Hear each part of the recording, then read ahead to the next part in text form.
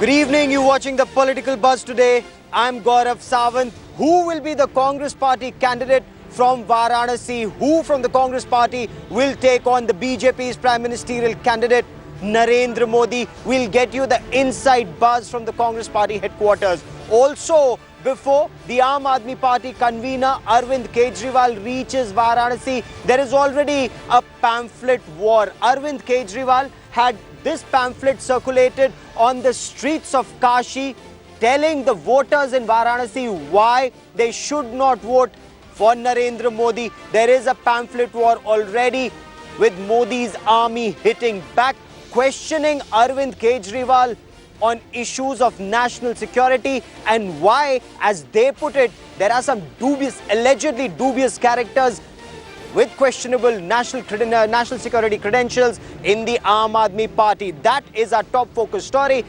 On the streets of Varanasi, people are asking Arvind Kejriwal why is he contesting against the BJP's Prime Ministerial candidate Narendra Modi if his fight is against corruption. Why is he not standing against those in the government and allegedly involved in cases of corruption?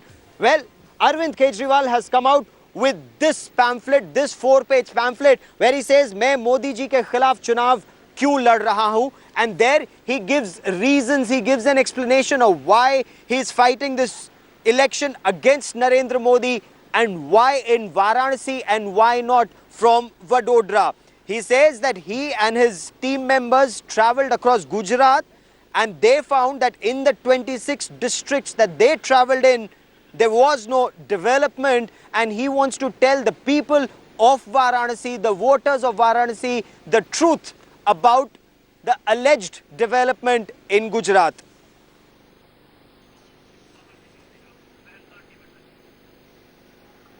And there is a counter to this from the Bhagat Singh Kranti Sena. Kashi Pooche 5 Sawal. That is the other thing that's come out from Modi's army. Jawab do Kejriwal. And they are asking him that why does he have people like Prashant Bhushan in his party and why has action not been taken against Prashant Bhushan, who talks about plebiscite and says if Kashmir wants to cede, then it should be permitted. Let me bring in headlines today's Rohit Singh, who joins me from Ground Zero in Varanasi. Rohit, what's the buzz on Ground Zero a day before Arvind Kejriwal reaches Kashi? Well, Gaurav, the pamphlet war is going on in Varanasi at the moment, and basically the people are very angry with Arvind Kejriwal for in the manner in which he has changed the goalpost. Because for the people here in Kashi believe that for the last 2 years they have been seeing Arvind Kejriwal fighting against corruption, speaking against the Congress leaders, and suddenly just ahead of elections he's just changed his goalpost and now he's targeting Narendra Modi and the issue of communalism. So that is why the people in Kashi are very angry with him. He said why he's not talking about corruption, why he's not talking about Congress schemes that have failed, and that is the mood in Kashi at the moment. Okay, so people on Kashi you've been speaking to, they say why is he not contesting against members in this government who ruled this country in the past 10 years, where there have been corruption cases like the coal scam, the 2G scam, the Adarsh scam and so on, and why is he changing the goalpost and contesting against Narendra Modi? What about the referendum? Tell us about the preparations for the referendum that he wants, whether he should or should not contest from Kashi. What are the preparations? There is a huge rally, we are told, that's planned at one of the parks in Kashi. Well, preparations are going on at the Benia Bagh ground to make this rally a huge success. In fact, Sanjay Singh of Aam Aadmi Party is camping in Varanasi for last 1 week, and all preparations are almost complete. But the BJP really is very angry. As I've told you, the Aam Aadmi believes that when Arvind Kejriwal will come here, he will address a massive rally and a referendum will take place. But as far as the mood in Kashi is concerned, nobody is absolutely willing to let Arvind Kejriwal come into Varanasi, because we have learned from our sources that BJP is also trying to do some sort of protest and demonstrate when Arvind Kejriwal arrives in Kashi. So lot of tension could be witnessed tomorrow when Arvind Kejriwal lands in Kashi tomorrow morning, and then he'll be holding a road show, and then he'll be also addressing a rally at around 3 in this afternoon. So BJP is planning to disrupt the rally, disrupt the road show, and some sort of tension could be seen tomorrow morning and also in the afternoon. Well, Arvind Kejriwal has also tweeted about this, targeting the BJP. Keep tracking that story, Rohit. I will come back to you for more. But for the moment, let's now shift focus and let's take you inside the Congress camp. Who will the Congress party candidate be to contest against Narendra Modi at Varanasi? There are several names that are cropping up. Former Prime Minister Lal Bahadur Shastri's son, Anil Shastri, is one of the candidates. Ajay Rai, we are told, is another candidate. Will Digvijay Singh contest against Narendra Modi, or will there be a wild card entry, as many in the Congress are telling us? For the latest, let me take you straight to headlines today's Javed Ansari. We'll also tell you that there are several leaders in the Congress party who do not want to contest from their own seats but are willing to take on Narendra Modi at Kashi, and that is something that Congress party is trying hard to explain. Why is it that an Anand Sharma is very keen to take on Narendra Modi at Varanasi but is not very keen to contest from Himachal Pradesh? Why is it that Shobha Oza, the Mahila Cell chief, is willing to contest against Narendra Modi? Why is everyone targeting Varanasi as a seat? We'll get you that story in a bit.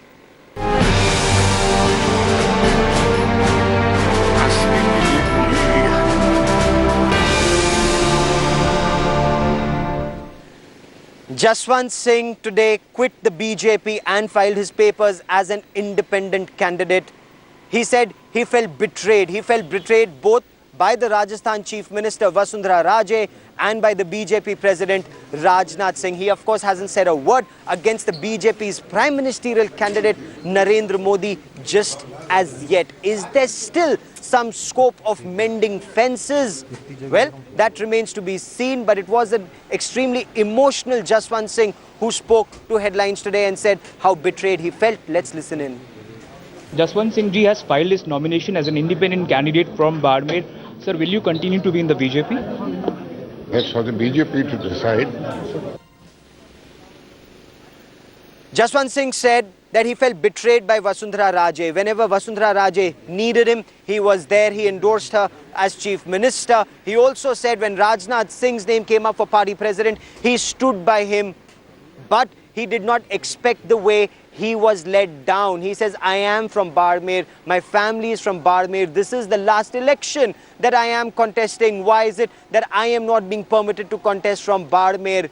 He told his supporters if somebody from within the BJP was given that seat, he wouldn't have felt upset about it. But the fact that that seat was given to a Congress party defector, Colonel Sonaram Chaudhary, is something that has hurt him immensely. And that is why it's a principled stand that he has taken. The Asli BJP and the Nakli BJP. And he says, I am a representative of the Asli BJP. It's the Congressization of the BJP that he is contesting against. आपको जवाब दे दूं, प्रमुख रूप से वो चोट पहुंचाने वाले एक तो बीजेपी के केंद्रीय अध्यक्ष हैं श्री राजनाथ सिंह, और वो मेरे साथ ये दूसरी बार चोट कर रहे हैं। और उसके बाद ये सारी योजना रची गई माननीय श्रीमती वसुंधरा राजे से। वो प्रमुख रूप से दोषी हैं।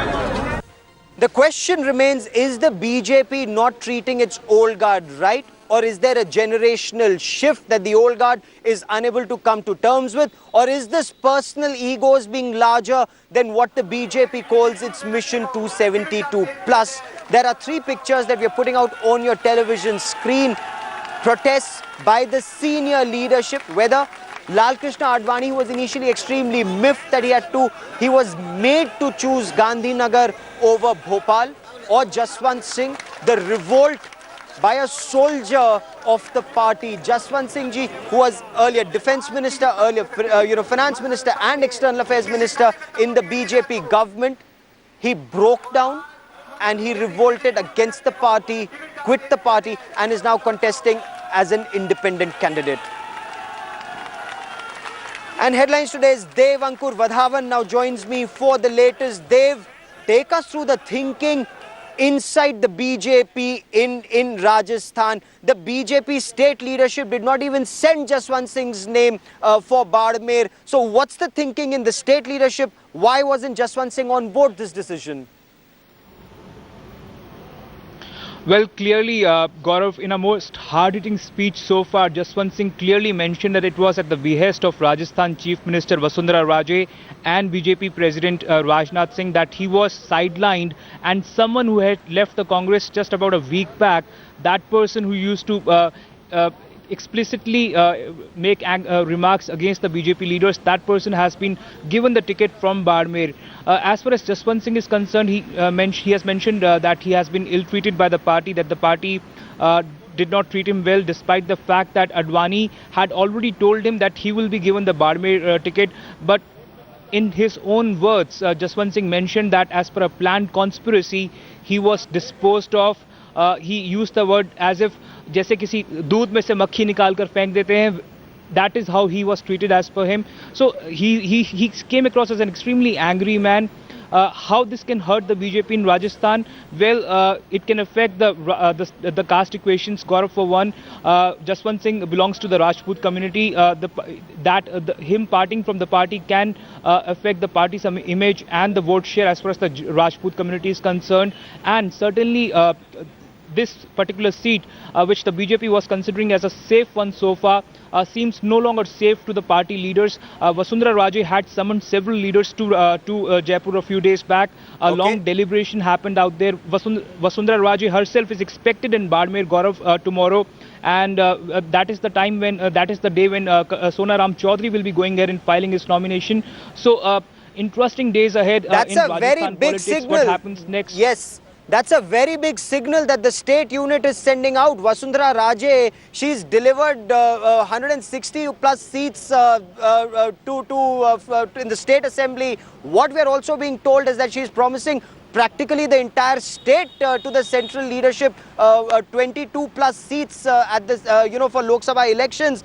But tell us this, what signal does that send with Vasundhara Raje standing right there when Colonel Sonaram Chaudhary files his papers? You have Jats and you have the Rajputs coming together. Where does that leave Manvendra Singh, the MLA who's now on a month-long sick leave?